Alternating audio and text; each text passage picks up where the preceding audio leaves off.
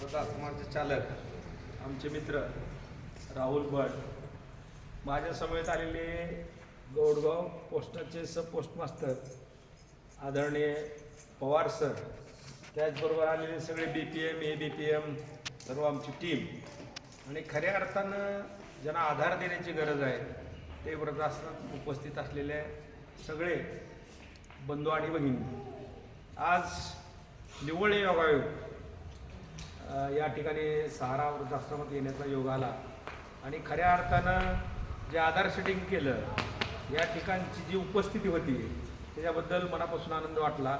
राहण्याची व्यवस्था असेल, आरोग्याची व्यवस्था असेल, भोजन असेल आणि नित्यनेमानं जे काम असतं, वयस्कर माणसाने बराचशा वेळ पहाटे, आज थंडी आहे थोडं उशिरा उठलं तर चालतंय, जेव्हा आपण उठल्यानंतर एकदम उठून उभा राहू नये, कारण आपलं ब्लड सर्क्युलेशन हे थोडंसं रक्त गोठल्यासारखं असतं, त्यामुळे अतिशय सावधपणे आपण उठलं पाहिजे.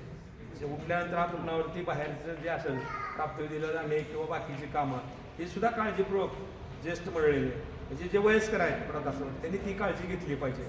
त्यांच्यासाठी या गाठणाऱ्या ताई त्यांनी त्यांना सांगितलं पाहिजे की एकदम झोपीतनं आपण उठल्या पटकन चालायला किंवा उभा राहायला नको आहे, कारण त्यावेळेस त्या कंडिशनमध्ये सगळ्यात जास्त मोठा धोका असतो.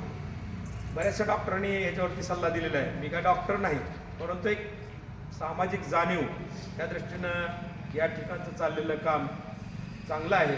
आपण सातत्यानं आमचे राहुल भट त्यांचे सगळे सहकारी या ठिकाणी हळूहळू वृद्धाश्रमाची संकल्पना केली आणि खऱ्या अर्थानं ती मूळ स्वरूपात आणली. त्याबद्दल मी त्यांचं विशेष कौतुक करतो. सगळ्या उपस्थितीचं पुन्हा एकदा मनापासून या ठिकाणी स्वागत करतो आणि आभार मानतो. धन्यवाद. जय हिंद.